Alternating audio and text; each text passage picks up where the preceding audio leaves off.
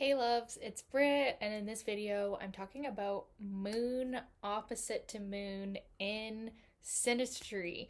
So if you have your moon opposing someone's moon, this is what we're talking about. Now, I'm surprised I haven't talked about this video yet. It's been requested a lot, or about this aspect, and it's definitely kind of a controversial thing. I feel like some astrologers will say that it's very difficult, and others will say that it's very favorable and very good. I feel like it is more positive than negative, but that, you guys know that's generally my interpretation of things, is I can see the light in it. So when we have our moon, which is our emotional self and our instinctual patterns and our inner child, kind of like the energy that we were brought up in, maybe even past life energy that we're carrying over from other lifetimes. So it's a very strong instinctual part of us, our feelings and, our feminine energy.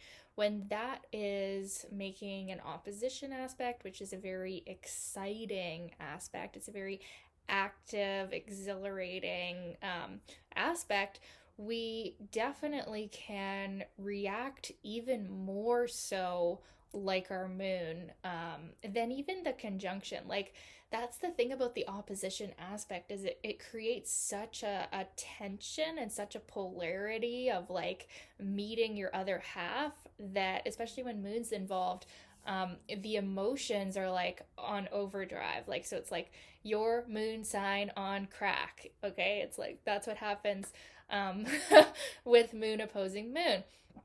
Now, that can be difficult, right? If we already have afflictions to our moon, we already have like a tense moon, and then someone comes in and opposes it with their moon, it's like, we're emotional, we're going crazy, we're kind of like, it's a full moon, although that would be the sun opposed to the moon. But yeah, it's like, it's a full moon in the sense of our moons being opposing the other. So it's like a very full aspect for emotional expression. So, like, you're gonna learn things about your emotions, things about your feelings, things about your childhood that you would not learn without this aspect there. So it's a very strong, emotionally themed relationship. And so it can definitely be difficult for that, for people who would rather avoid emotions, and not have them be brought out in such an extreme way.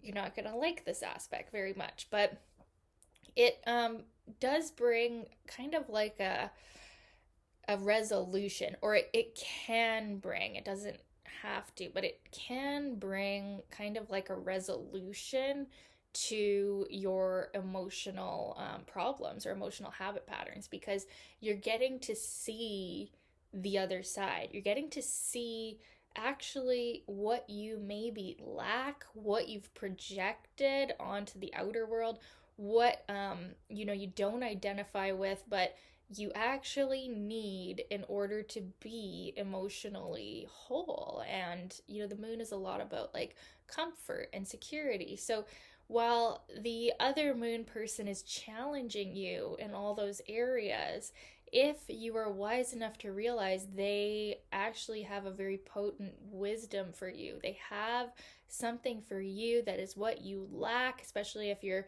very strongly moon oriented, and you really identify with your moon sign. This other person, this opposing moon person, really has a dose of medicine for you that you need in order to feel more emotionally secure and fulfilled, and stable and connected to your feminine self. So it can be a very helpful thing, and that's why it's so attractive.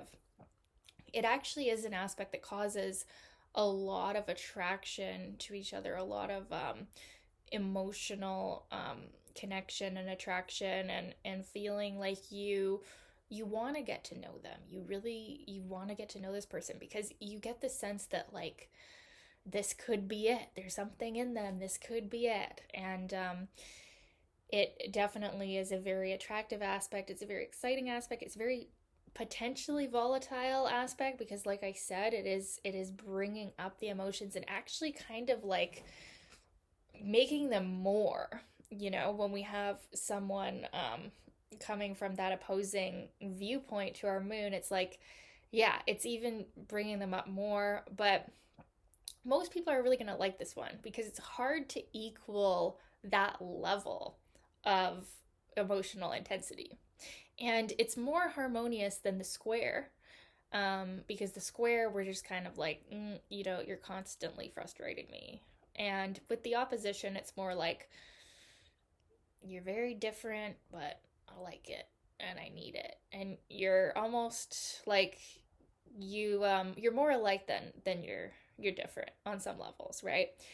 So, but you can still find fighting and conflicts and like the opposition, like whatever sign this is taking place in, this opposition, you'll see like the polarity of that sign really accentuated. So like the Taurus moon being like very overtly Taurus moon, and like the Scorpio moon really acting like a Scorpio moon, and like you'll maybe get like the best and worst of those moon signs. And this is all going on in an emotional level. So it's not necessarily like that the outer world is even seeing this conflict. This is more conflict that is shown like when you're together in an intimate setting. So like emotionally, intimately around the home life, there could be some conflicts and challenges in the way that we want to live our life at home and the comfort of home. Maybe you even like want to live differently. Like someone wants a big house and someone wants a small house, or someone wants to live on this side of the world and someone wants to live on this side of the world. There's something like, there can be a tension in that. But if you make the effort to resolve, like with this aspect, you have to meet in the middle, right? You have to meet in the middle. And then that's how you're going to have peace. That's how you're going to have harmony. And that's how you're going to have the most, emotionally connected, close bond of your life with this aspect. It's very intimate. It's very much that you feel a lot for this person. And I think that just with a little bit of work and awareness of like where they're coming from, like just knowing astrology, just understanding their moon sign and what it needs and what your moon sign needs, is like, you can work this out. You can, like I said, meet in the middle, and you can derive the benefit from this contact, which is that like intense feeling and emotional connection, nurturing of each other, right? You can get really mothering of each other with this aspect. And it's definitely like one of the more memorable bonds of your life, because all of the moon issues are going to come up here too, like childhood stuff. Like they might even feel like family from in some way. This person, it's very close. They're very close to you. And yeah, it can be very healing to have this contact in Synastry. And that's probably why it's so attractive, is like our moon recognizes that like, oh, here's someone who can really teach me a lot. And that I could, even though they challenge me, it's like they bring safety and they bring challenge. It's like both. You get both. You get the excitement of the opposition, but yet the comfort and familiarity of someone who's connecting to your moon sign in such a powerful, powerful way. And you might have other aspects going on that are, positive to other planets from either moons, and then that can also help. There is a strong level of like emotional telepathy as well, where we can really know what the other person is thinking and feeling and what they're needing, what they're wanting in the moment.